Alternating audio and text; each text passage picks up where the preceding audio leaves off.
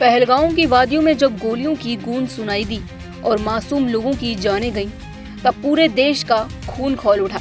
यह कोई साधारण हमला नहीं था, बल्कि सीधे भारत की आत्मा पर किया गया एक वार था। इसके बाद भारत और पाकिस्तान के बीच रिश्तों में आई तल्खी अब एक नए मोड़ पर है। हालात इतने तनावपूर्ण हो गए हैं कि भले ही कागजों पर सीज़फायर लागू हो, लेकिन प्रधानमंत्री ने दो टूक शब्दों में कह दिया है कि अगर अब पाकिस्तान ने किसी भी तरह की आतंकी हरकत की तो ना परमाणु हमले की धमकी सुनी जाएगी और ना कोई नरमी बरती जाएगी।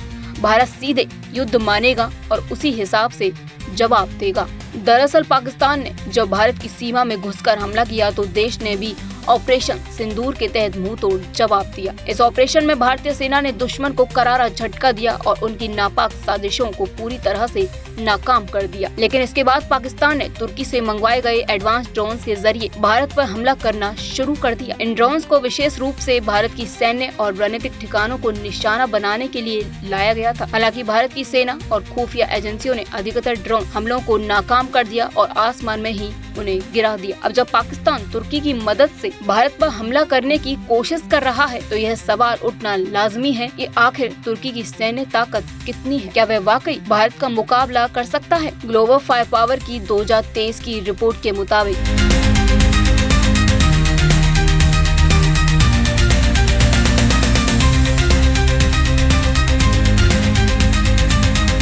मिडिल ईस्ट और नॉर्थ अफ्रीका क्षेत्र में तुर्की का सबसे ताकतवर देश माना गया था। इस रिपोर्ट में मिस्र, ईरान और इजराइल जैसे देशों के बाद तुर्की का नाम सबसे ऊपर था। तुर्की के पास इस समय 3,55,200 सक्रिय सैनिक और 3,78,700 रिजर्व सैनिक हैं। कुल मिलाकर उसकी सेना की ताकत लगभग 7,33,000 के करीब है। साल 2024 में तुर्की का रक्षा बजट $40 बिलियन है। आर्म्ड व्हीकल्स की संख्या 55,104 है और 286 रॉकेट लॉन्चर्स भी हैं। वायुसेना के पास 205 लड़ाकू विमान हैं और नौसेना में 12 पनडुब्बियां, 186 फ्लीट स्ट्रेंथ और 9 कॉर्वेट हैं। वहीं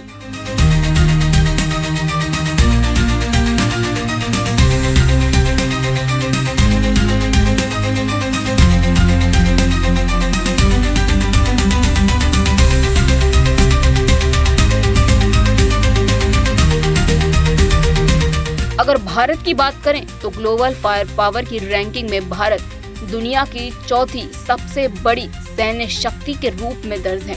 भारतीय सेना के पास करीब 22 लाख सक्रिय जवान हैं, जो तुर्की से कहीं अधिक हैं। इसके अलावा भारत के पास करीब 1.5 लाख बख्तरबंद वाहन, 4,210 टैंक, 3,975 खींच कर ले जाने वाली आर्टिलरी और 100 सेल्फ प्रोपेल्ड आर्टिलरी है। भारतीय वायुसेना में 3,10,000 वायु सैनिक और 2,229 विमान मौजूद हैं, जिनमें से 513 लड़ाकू विमान और 270 ट्रांसपोर्ट विमान हैं। भारत के पास कुल 899 हेलीकॉप्टर हैं, जिनमें 80 अटैक हेलीकॉप्टर शामिल हैं। वहीं भारतीय नौसेना में 1.42 लाख नौसैनिक तैनात हैं और इसके बेड़े में 14 फ्रीगेट्स, 18 पनडुब्बियां और 18 कॉर्वेट शामिल हैं। भारत सैन्य खर्च के मामले में भी दुनिया में टॉप 5 देशों में शामिल है, जबकि तुर्की का नाम इस सूची में कहीं नहीं है। स्पष्ट है कि भले ही तुर्की मिडिल ईस्ट में एक प्रभावशाली सैन्य ताकत रखता हो, लेकिन भारत की रणनीतिक क्षमता, संसाधन और वैश्विक सैन्य रैंकिंग के सामने वह कहीं नहीं टिकता।